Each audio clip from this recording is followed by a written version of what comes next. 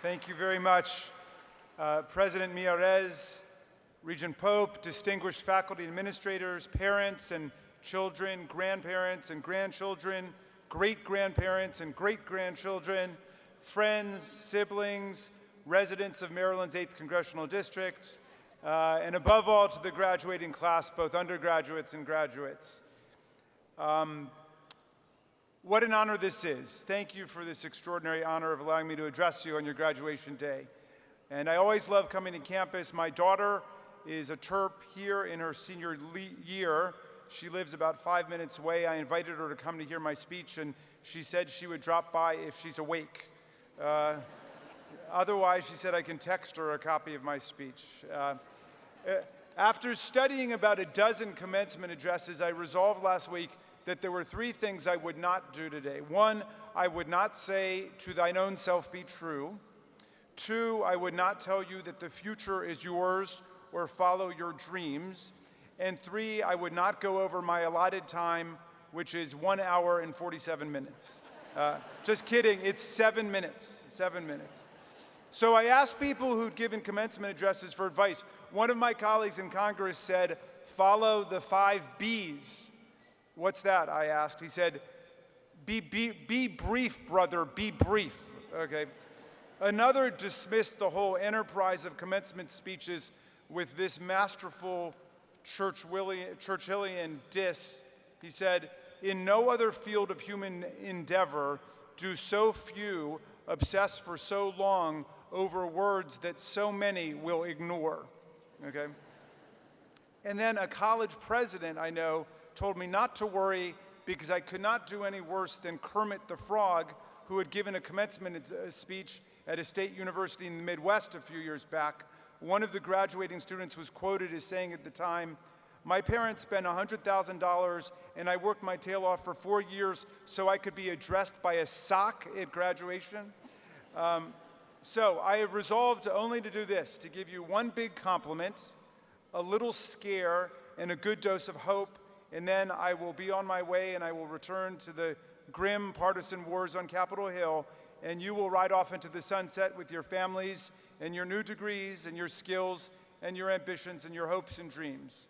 So here's the compliment. The graduates today are praiseworthy because you went to college, one, when it is extremely difficult to do so with all of your other responsibilities at work, in your professional lives, and with family and children and home obligations.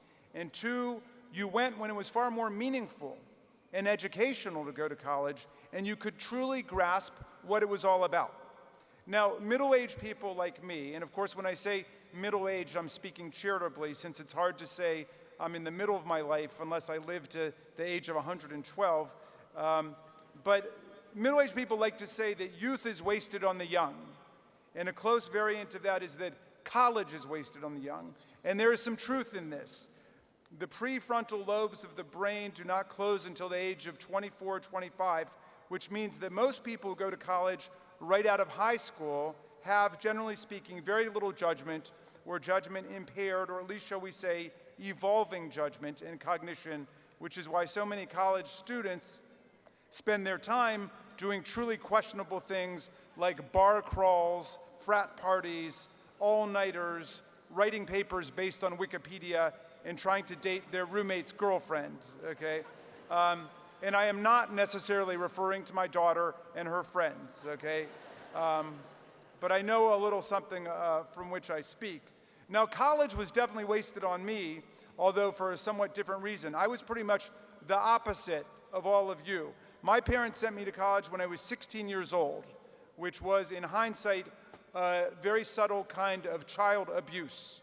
I remember arriving at college and everyone else was out drinking beer or losing their virginity, and I was carrying my Star Wars lunchbox and my new learner's permit, which I still hope to turn into a driver's license one day. I was not even mature enough to do stupid drunken things. I stayed up to 2:30 every night playing chess with my fellow nerd roommate, who was also 16. And the whole thing is a blur to me now, not because I was inebriated, but because I have blocked out the entire experience. But Those of you graduating today did not waste your college years killing your brain cells with beer and drinking games. You really went to college and you studied and you learned, you processed, you reflected, you deliberated, you debated, you grew. You became experts in something, you became masterful and erudite. You did it the right way. College was not wasted on you. So good for you, class of 2019, and good for you, UMUC.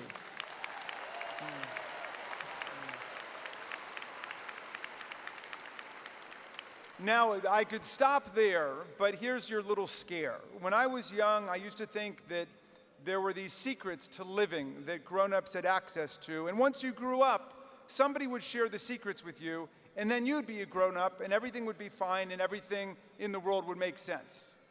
And when I started to grow up and detect that some of the adults that I knew were flawed individuals, I thought perhaps the secrets came not with adulthood, but with college. And then when I went to college and graduated, I learned that no one gave you the secrets to life at college either, not even your most beloved professor or the best book that you read or your best friend. Each one can give you clues to your life, but that's it. Your life is the one thing that is ineradicably and irreplaceably your own. You can't delegate it, you can't outsource it, you can't privatize it, and so long as we are not living in the Handmaid's Tale, your life cannot be taken away from you by the state. Now, the freedom we enjoy is a precious thing, and it would be the key to all happiness except for one thing. We do not live in isolation, we live in society. And in case you haven't noticed, we have some problems out there affecting all of us together. Big ones, like climate change, which is a civilizational emergency, like religious fanaticism and racial tribalism, both of which kill, massive wealth and income inequality, which threaten the promise of political democracy. When you look around the world, you can see the skeletons and the ghosts of the last century have come back to life and are haunting us.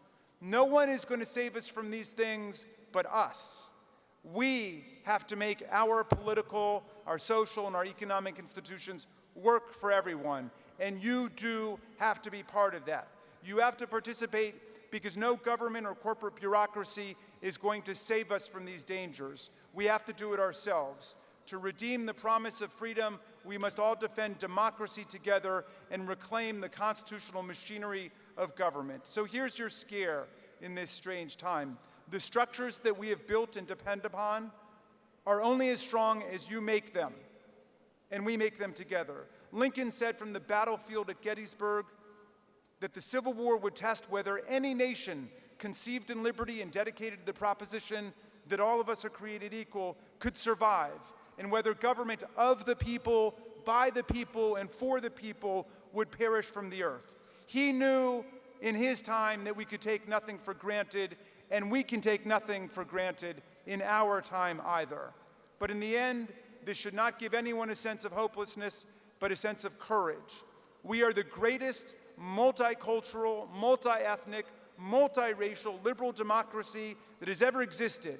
And even if we get lazy, and we forget that sometimes, we have the historical resources, we have the Constitution, we have the magnificent diversity and the educated citizenry we need to defeat authoritarianism and nihilism all over the world. We just need the energy and the patriotism to do it. Walt Whitman said, "The United States themselves are essentially the greatest poem." And Langston Hughes said, "I sing America too." So your graduation is a moment of great inspiration and renewal for the rest of us. My dad used to say, if everything looks hopeless, then you're the hope. And I look out into this amazing graduating class, and I see that each and every one of you is the hope for your family, for your friends, for your community, for our nation. President John Adams said, "I must study politics and war, that my sons may have the liberty to study mathematics and philosophy. And they shall study mathematics and philosophy, geography, history, naval architecture, navigation, commerce, and agriculture, in order to give their children the right to study painting, poetry, music, architecture, tapestry, and porcelain." Well, history has not necessarily progressed in that linear, morally elevated way, and we are still studying politics and war along with the rest. But on the Adams theory, you soon-to-be graduates of this great school have actually moved along pretty well at America's long sought-after destination. You have done it all: art and science, war and peace, politics and philosophy and history, psychology and music. There is triumph and transcendence in the journey you have traveled. In your accomplishments, we can glimpse our most ardent hopes for what humanity might become. We honor you and we praise you today. We salute your children and we salute your parents for teaching you well and bringing you to this point. So now, it's all up to you. I know a great story about the late Robert F. Kennedy, Bobby Kennedy, when he was working for the Senate subcommittee investigating racketeering in the labor movement, and he was questioning Jimmy Hoffa at a hearing, and he said, "Do you know, Mr. Hoffa, that as president of the International Brotherhood of Teamsters and Secretary General of the Mid-Atlantic Teamsters Pension Fund, a man of your enormous power and influence and prestige is capable of doing both very great good and very great evil?" To which Hoffa replied, "I intend to live up to both of my responsibilities." Well, you now have the opportunity to live up to only one of these responsibilities. It'll take you less time, and it will leave you a lot happier. You have it within your power, within your education and your gifts, to go out and do very great good in the world. So go do it, and Godspeed to the class of 2019. Thank you. University of Maryland University College is now University of Maryland Global Campus.